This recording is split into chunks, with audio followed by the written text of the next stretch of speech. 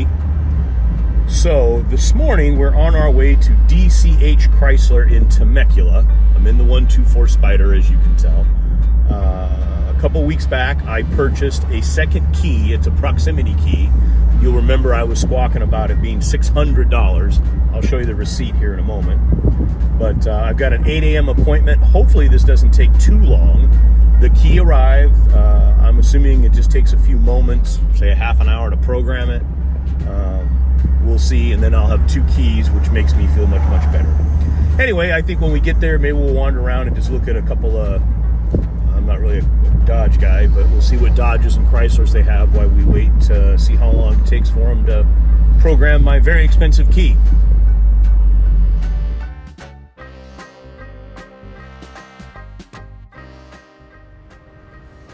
There we go, DCH Auto Group, DCH Chrysler Dodge.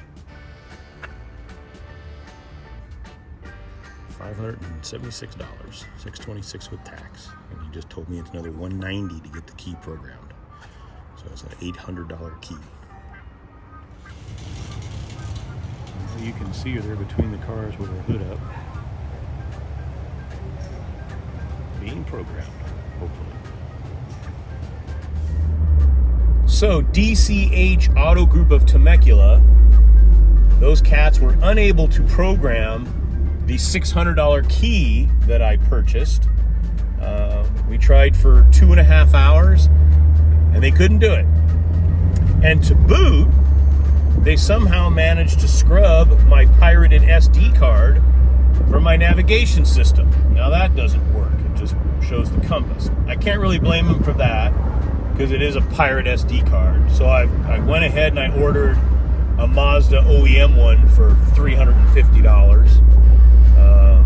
That should work, and it's a Mazda computer program, so it should work just fine, and it says it'll work for a MX-5 of this year, so I'm hopeful I didn't just burn $350. But I have to say I'm disappointed that they were unable to program the key.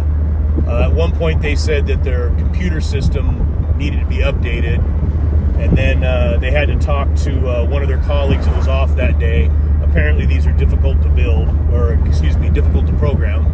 Now understand, every one of those guys there, super nice guys. They gave it their best effort, not their fault. It is what it is. But needless to say, I'm disappointed. One, I'm still with 1 key. Though I do have a second key, it just doesn't work. And 2, and again, this isn't their fault. They smoked my pirate SD card, or at least I believe they did, because it's no longer working. Worked when I got there, when I leave, no bueno. But since it's a pirate SD card, I can't really blame them. All right, so home I go to some chores. It's kind of 2 hours. I won't get back, but I did get to run around in the Fiat a little bit, which is always a good time. And as I said, I did order an OEM SIM card for the navigation system over eBay, so that should be here hopefully sometime next week. And then fingers crossed that works. Okay, so here's what I think we're gonna do. I've been thinking about it. I think what we need to do is wait for the new SIM card to arrive, the OEM SIM card for my navigation system, put that in, take the pirated one out. Shame on me for being cheap and trying to buy a pirated one.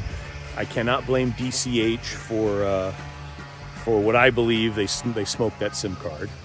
And I know what some of you are thinking, Ryan, it's a Fiat, you bought a Mazda SIM card. But keep in mind that all the electronics and computer system in this 124 Fiat Spider is Mazda. It's a MX-5 or Miata.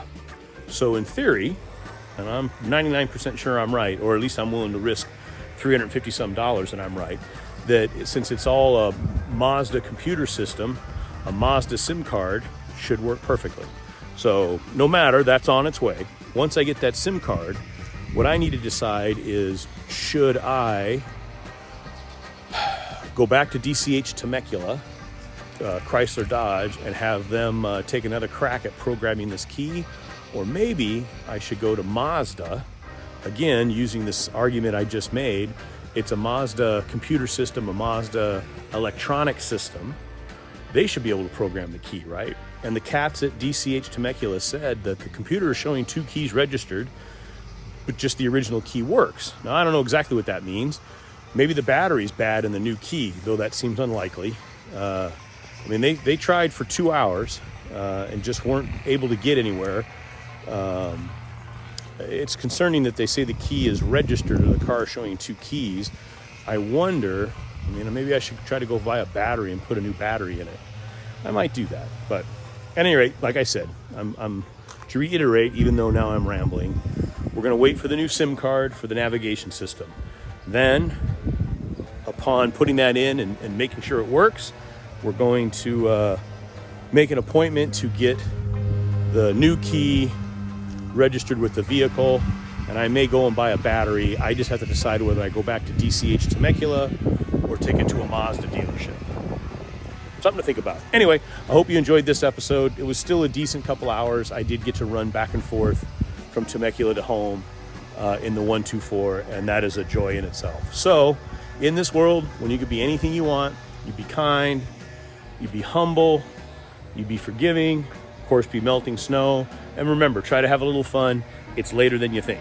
Thanks for watching. Bye.